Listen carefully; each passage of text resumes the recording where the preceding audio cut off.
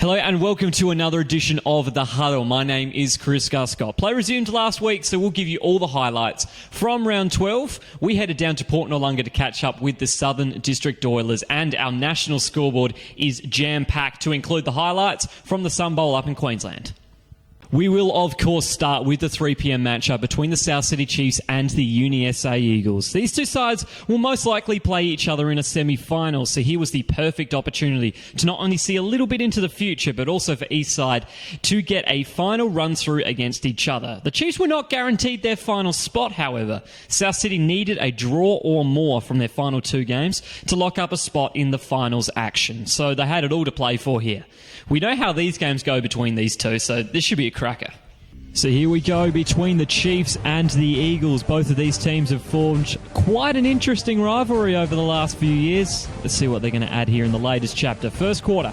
First play of this match. Tamani Seve is under centre. Looks for the handoff. He's going to lose it. The Chiefs quickly close him down on the pitch. Recover the fumble. And what a start for South City. They will go 3 and out, however, on their next drive. So midway through the first now, Eagles with possession again, and this sums up the first quarter quite nicely. Not a single first down up to this point. Big fumble from John Tamani Seve. Ball security issues for the Eagles early. They luckily will recover it, however. A few plays later, Tamani Seve, he's going to continue on with his brother's good work. Opts to keep it himself, gets plenty of room to move to the outside of the tackles. First down and more very easily. What can the Eagles do to build on the first real drive of the match? They're held up on 4th and 13. Here's some nice safety work. Nice pass from Tamani Seve to Rosenwerk. He is crunched by Phil Butfield, however. Beautiful clean hit, knocks the ball loose. Turnover on downs. Score 0-0 at quarter time. Eagles with possession again to start us off. John Tamani Seve bounces to the outside, finds himself with plenty of room. Eagles starting to get going on the ground in this one. They'll punt away. This sets up third down for the Chiefs. Ross Smith throws it, and Jesse Whiten picks it off. The pass was behind him. It's a pick six. Gets the ball rolling in the second, 6-0. Ensuing possession here, Whitehead's going to replace Smith at quarterback. Impact is immediate. Steps up in the pocket, sends one deep downfield, and Lausarica gets onto that one. That was the Chiefs' first down of the match. Massive play. Is it enough to kickstart South City? Very next play. Here's your answer, Whitehead. He's going to get his legs moving in the pocket. Finds Leary with a smart pass under pressure. He will do the rest himself. Stays on his feet as he ducks in and out. And there is the instant reply. The offense is back in business. 7-6 here in the second. Now ensuing kickoff. You're going to watch this play closely here. This is a good kick. Lands in Nolte's hands. On the return here, he is going to get clipped, falls forward, and the ball will come loose. Andre Hall ends up diving on it, and the South City Chiefs will get the ball back in great field position. And suddenly things going the way of the Chiefs. Few plays later, first and long. Whitehead gets time in the shotgun, finds Panazzolo, and the Chiefs are also close to increasing their lead. Can the Eagles hold out? Second and goal coming up. Leary, he's going to end up barging his way in for his second touchdown, and the Chiefs, in the blink of an eye, have taken a 14-6 lead here near the end of the first half. Sudden turnaround, final drive before the half. Tamani Seve throws one downfield. Lee Rayner picks this one off. And the Chiefs are on a roll here. Still time left in the first half for them to potentially put more points on the board. A few plays later, Nathan Howman's going to shut that one down. Beautiful move to sack him. And the chaotic second quarter, 14-6 ends here. Third and short for the Chiefs here to start the third. Whitehead under pressure manages to find Lausarica outside the numbers. Easy first down. Fairly eventless third quarter, this one. We'll jump ahead to the final minute of this quarter. Chiefs back with possession in a dangerous spot. Whitehead under pressure. He'll find Panazzolo, and that is enough to get the first down. One of the quickest quarters of the season, went for just 16 minutes in total. 14-6 as we head into the fourth. Third down and short. Leary now. He's going to take this one up the middle, and he is going to get some good yardage. Stays on his feet after the initial contact. Gets 15 or so yards. Now, big play in this match. 4th down and 1 for the Chiefs. Leary out of the Wildcat makes his move, and Sean Chase will make his. Denies him with a big tackle. Eagles take over, stop the drive. Now, first play of the new possession.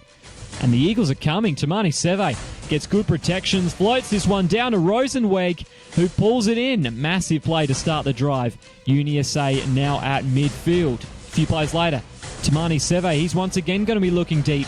And guess who he manages to hit? Rosenweg with another big play in this drive. And all of a sudden, Uni SA is in the red zone for the first time since the first quarter. And now it is up to the Chiefs to hold on to here. Very next play, first down and goal on the 10. Eagles look to that trusted speed option. John Tamani Seve doesn't have a whole lot of room to move, but squeezes in. Big touchdown makes it a 2-point margin. Massive 2-point conversion coming up here for Uni SA, and with the game on the line, Tamani Seve is going to come up big again. Takes this one himself, manages to get enough space to make it count. We are tied at 14. Half a quarter to go. Who will prevail? Both teams can't convert on their drive, so we jump ahead. 30 seconds left. Chiefs on fourth down. Long pass to Panazzolo. Incomplete thanks to the efforts of Ricky Jairavia. Eagles get the ball back, so next play. Tamani Seve tries to flick it to his brother. He can't hold on. The ball's loose. Ball bounces around for a bit, and the Chiefs recover it. Massive error from Uni SA. South City gets another last-second opportunity. Can they steal this match away in the dying seconds? So this is the last play. Whitehead forced to send this one extremely deep. It will fall into the hands of Jesse Whiten. So his second pick of the day ends the Chiefs' last gasp effort, but he's not done with yet. Going to try to run this one down the sideline. Gets a bit of room, and it looks as if he might have been on his way, but runs out of bounds. That will do it for this one. Strange game of up and downs for both teams. Culminates in a thriller. Entertaining preview for a potential semi-final in 2 weeks' time. The late game saw top versus bottom. Eastside Razorbacks versus the Southern District Oilers. Eastside has undoubtedly been the best team all year and came into this game already guaranteed a spot in Great Southern Bowl number 2, which opened the door for the Oilers' upset. Southern District has gotten themselves into form with a stunning upset over the Eagles 2 weeks prior and should be looking to crash the party on another perfect season for the Eastside Razorbacks. To add to this, there are a host of players missing from Eastside's lineup, so this could be very well a game where they're going to be on upset alert. So here we go between the Razorbacks and the Oilers, two teams that love to go through the air for their offense. Should be a very entertaining matchup. First quarter. First drive of the match, Oilers with possession, and Wes McGuinness, he will waste no time getting to work. Sits back, sends a deep ball in the direction of Luke White, and he pulls it in. Big start for Southern District. A few plays later, and with this, we definitely knew they weren't going to waste any time. Wes McGuinness drops back deep again, finds his main target in Tedmanson, wide open for the touchdown, and the Oilers lead 6-0 within the opening few minutes. Hot start for them. Later on in the quarter, and the Razorbacks will also take to the air for their yardage. Wellborn throws a deep strike to Builder, who stays in bounds with an impressive tiptoe catch. Impressive play for the big gain. 2 plays later, Eastside isn't messing around either. Wellborn doesn't need a whole lot of time. Finds Barrington on the slant. We're locked up at 6 apiece. Both aerial attacks on song early in this contest. Ensuing extra point attempt, and here's a play you don't see every day. Snap isn't great and it's blocked, but we see that sometimes. But the Oilers defense manages to jump on it. That's Stephen Croft. He's off to the races. Darren Legg in hot pursuit eventually mows him down just short. 2 points saved by Legg. It's still 6 apiece. We head to the second. Third down and 11 now. Rob West McGuinness sits back, throws to the outside. Guess who's there? It's Tedmanson. He will pick up enough for the first down. And the drive continues for the Oilers. They're past midfield. A few plays later, combination's going to strike again, but there's a twist this time round. Quick pass gets him the first down. Barrington strips it, and it's going to be recovered by Lindsay Nash, and the Razorbacks will stop the drive. Second down and long coming up. An ensuing drive. Wellborn, he tries to find Builder, slips through the hands, and then he is crunched by Stevens, adding an injury to insult. Oilers up to the challenge. Very next play. Razorbacks clearly didn't get the lesson. Passes up the middle, and this time it's Matthew Waits who's going to cream Simmons in the middle. Boy, 2 levelings back-to-back in the secondary. Razorbacks forced to punt. Later on in the quarter, and here we go. Now they're going to take it to the ground, and Simmons is going to show his speed on the end around. Easily cruises past the first down marker. Here comes Eastside. Later on in the drive, momentum building. Wellborn throws to Simmons down the middle. He's going to catch it and take the hit as well. And the Razorbacks are within striking distance now. 2 plays later. And Simmons, he's going to be rewarded for his efforts. Finds some space in the flats, and he will win the foot race to the corner of the end zone. Eastside leads just before halftime. 12-6 the score, and the long drive gets its reward as we head to the second half. Razorbacks start with it to begin the third quarter, and Barrington's going to take this one, and he's going to get over the line for the first down, including getting past a few defenders, and he's certainly dangerous in the opening field. Same drive, 3rd down and 10 on the edge of the red zone, and here's Barrington again helping the Razorbacks to keep moving forward. Takes it in space and makes it count. Easily picks up the first down and change again. Nice play, sets up 1st and goal. 2 plays later, Wellborn has time in the pocket, looks for his options. He'll find Matt Simmons again on the quick out route. 2nd touchdown of the match for him, and the Razorbacks looking to pull away here, 19-6 midway through the third. Ensuing drive. And the Oilers are not going to go away quietly. Wes McGuinness throws in that familiar direction to Tedmondson. Of course, he takes it. Massive gain. Pushes the Oilers past midfield. They'll be forced to punt, however. Razorbacks back on offense. And the Oilers are staying in this contest. Paul Muntz off the edge. Impressive open field tackle for a big loss of 7 yards. Wonderful defensive play. Later on in the drive, Wellborn on the quick drop, immediately under pressure. He gets stripped by Jared Shields. Nick Prohorov recovers it, and it's game on again. The Oilers have some great field position to work with here. Very next play, Southern District's going to take full advantage. Wes McGuinness, surprise, surprise, hits Tedmondson in the end zone without anybody on him. Oilers back in this one on the stroke of 3/4 time. 12-19 the score. Now onto the 4th. Now here's an extraordinary play. Following a false start penalty, unsportsmanlike, and a loss of 6 yards. It's 3rd and 36, and they're going to get it and more. Builder could go all the way and will. Unbelievable play. 78-yard touchdown, and the Razorbacks are going to regain their buffer 26-12 in ridiculous fashion. Now the Oilers, they regain possession following the score, and they simply refuse to go away. Wes McGuinness this time to Stevens downfield. Southern District will jump forward quickly in search of a response. Now 4th down on the same drive. They're going for it, and the risk will pay off.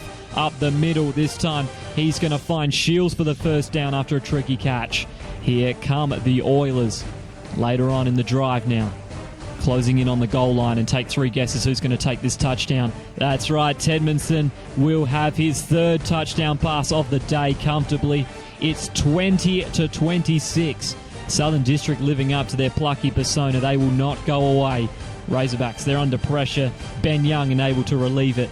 Piercing it down the middle gets him the first down marker. Oilers need a defensive stop. They're close to doing so here. It's 4th down. Builder open in the slant, and that will be your game sealer. Eastside needed the full 4 quarters to put the Oilers away. They'll get there nonetheless and win 32-20 on the back of 5 touchdowns from Josh Wellborn. Big win keeps the perfect season alive under the lights of Victoria Park. It's now time for the national scoreboard, and we will obviously start in Queensland when Sun Bowl 30 took place. The 2 top teams in the league faced off, and the Gold Coast Stingrays, chasing after their 8th title in 10 years, that's right, managed to get the 15-point win over the Bayside Ravens. Stingrays quarterback Damian Molly was named the Sun Bowl MVP. He had plenty of help from wide receiver Matthew Riles and a talented secondary, including Queensland State rep Ike Summerfield, who had 2 interceptions on the day. Gold Coast once again proving they are the best team in Queensland and one of the best teams in the country. In other scores around the country, Gridiron New South Wales saw their season conclude. Predators gave themselves every chance to scrape into the finals with a 40-32 win over the Mustangs, but they were denied when the Seahawks made light work of the Raiders to secure 4th spot. Both the Pirates and the Lions locked up the top 2 spots with thrashing. So this leaves the Pirates to take on the Seahawks, whilst the Lions will face UTS in both of the semi-finals, and that is your national scoreboard.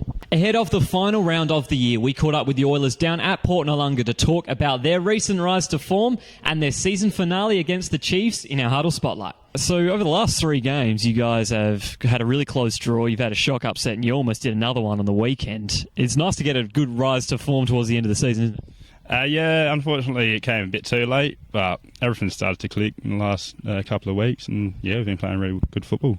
Exactly. I mean, knowing that you guys are out of the finals now, what sort of pushes you into this final game up against the Chiefs? We just want to finish really strong, set ourselves up for a good start next season, so we can start off again with some confidence. We've been playing really well, and we just want to keep it going. Now, does it get boring out there catching 3 touchdown passes from West McGuinness every game? Does it get a bit repetitive, or? It gets a bit hard trying to think of a celebration each time, but sometimes you just got to think on your feet and do something. I wasn't really prepared for it last weekend, so I didn't have anything special. Now, against the Chiefs, it can be very high scoring. They can either go one or two ways. Are you guys looking for an all-out sort of high scoring, air fight in this one? Oh, yeah, we're going to do as much as we can to try and get the win. I'm kind of expecting them to maybe start a few of their backups, considering they've got third place in now, so maybe we can take advantage of that and get a few touchdowns on the board. If there was one thing that you were going to take from this season as a team, what has it been so far? Just experience for our younger crew, our rookies getting a bit of game time, and just building towards a stronger Oiler team for next year.